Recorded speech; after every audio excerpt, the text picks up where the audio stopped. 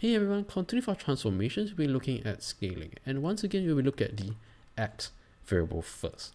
So what scaling does is, instead of having our input as x, and instead of adding or minus subtracting a constant to the variable, we now multiply the variable with a constant, whether is it hkx or h1 over kx or x over k, all right?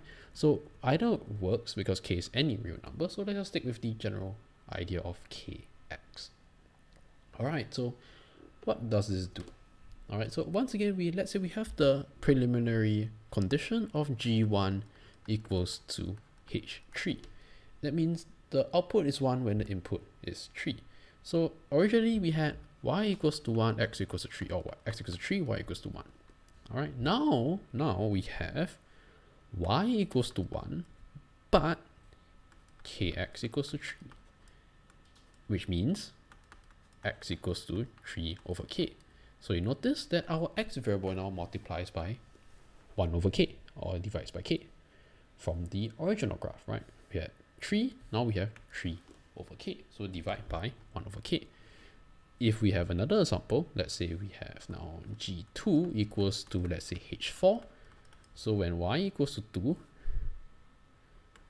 we had kx equals to 4, and now you notice that x equals to 4 over k.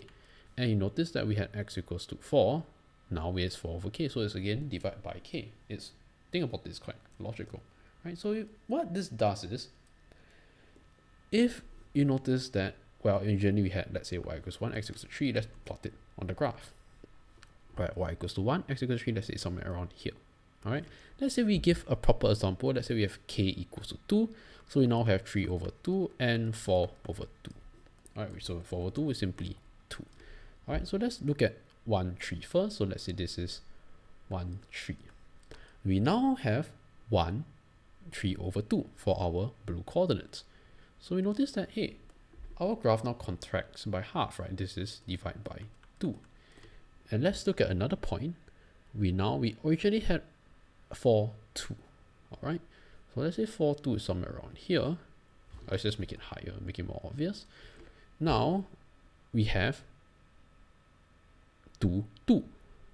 So somewhere around here. Again, divide by 2. So all points will divide by 2, and it's parallel to the x-axis, right? You notice that the change is only in their x coordinates, right? The y coordinates remain the same, but now the x coordinates, this is just a change, and it's a proportionate change for every point. Divide by 2 for every point. As such, this is how our graph would look like. Okay, so what happens is this. Originally we had, let's say, the graph of a quadratic graph, right?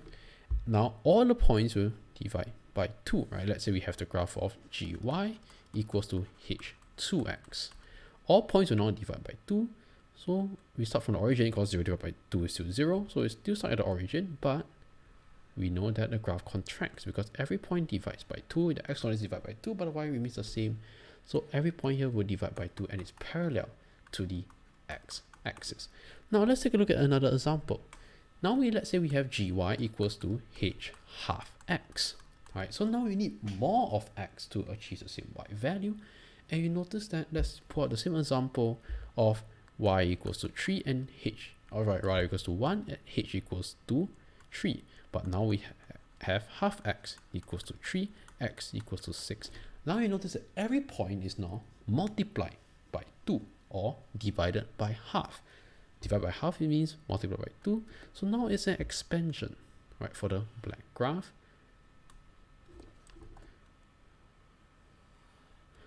Where is a proportionate change as well for every point.